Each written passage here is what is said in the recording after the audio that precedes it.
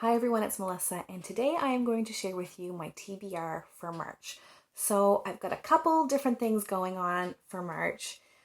I have a lot of books to talk about. I am definitely not finishing all of these books in March, but this is kind of like the pile of books that I will be picking from this month. So, first of all, March is March of the Mammoths. I will put links to the host announcements, all that kind of stuff below. So this is basically a challenge, an invitation to pick a behemoth of a book that maybe you have been putting off or just is very intimidating, and this is your impetus to pick it up and read it. And I think there's like a rough guideline of like a book. Is it over 800 pages? Over 600 pages? I don't know. I'm sure it's in the announcement video. But I have a beast of a book that I am reading this month. I will preface it by saying that I am not finishing this book this month. This is part of the read-along that MacDonnell is doing for the Memory Sorrow and Thorn trilogy, and this is the third and final in the trilogy. But the read-along is reading this throughout March and April. So I will definitely not be finishing this in March because it is enormous. It is, what do they call this size? I always forget. It's not mass market. It's like, for reference. Here's a mass market paperback, and here's the size of this book. Whatever this size is, it's huge. And this size is still over 1,000 pages. So this is a huge, huge book. Sorry, I've like upset my shelf. So this is my pick for March of the Mammoths. I will get through hopefully roughly half of this book in March and finish it up in April.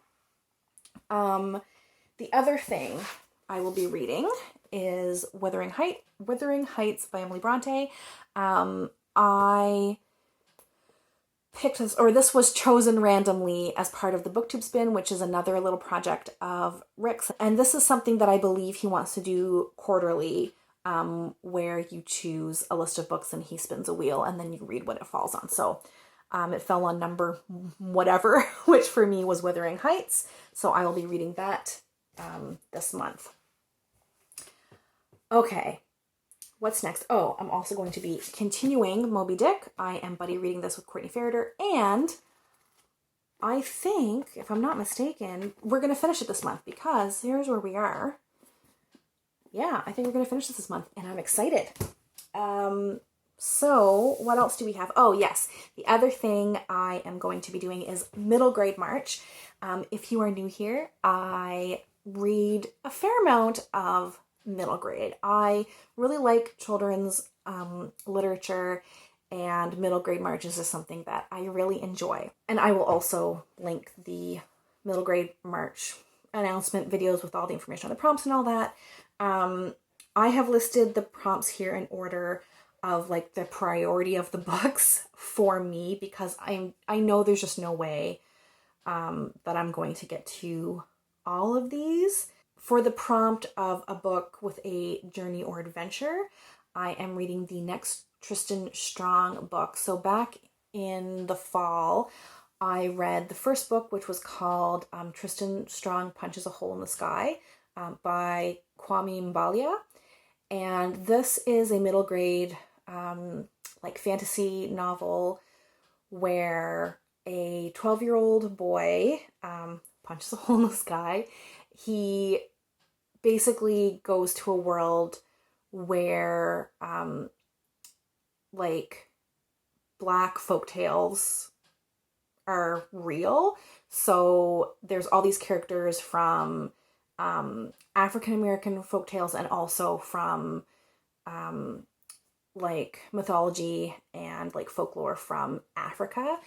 So there's like Brer Rabbit and John Henry and oh my gosh, who was the trickster's name?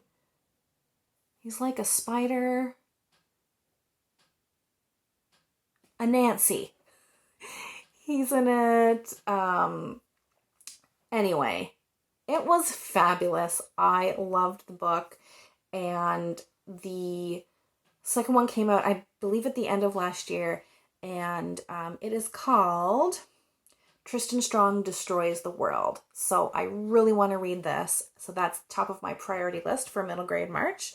The next prompt is a retelling, and for this I'm also continuing a series. So last year I read The Jumbies by Tracey Baptiste. This is a book based on like Caribbean folktale and folklore. So Jumbies are like these creatures that live out in the forest.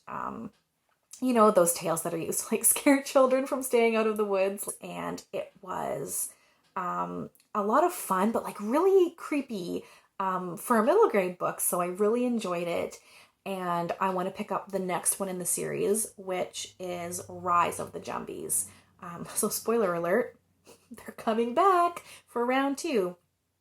The next prompt is a book with a strong family element. And for this, I want to read Bud Not Buddy by Christopher Paul Curtis. This is one that I actually started, and I think I just got distracted with other books, and then when I went to pick it up again, because I had it on my e-reader, I think my like library loan ran out or something and it was gone.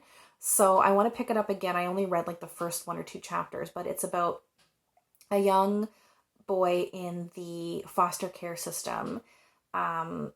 And it is also set during the 30s, like during the Great Depression, and the 20s and 30s are eras that I'm really drawn to. So I really want to finish that this time. The next prompt is a book with a silhouette on the cover. And I actually own something that I haven't read yet, and everyone who reads middle grade says it's really good.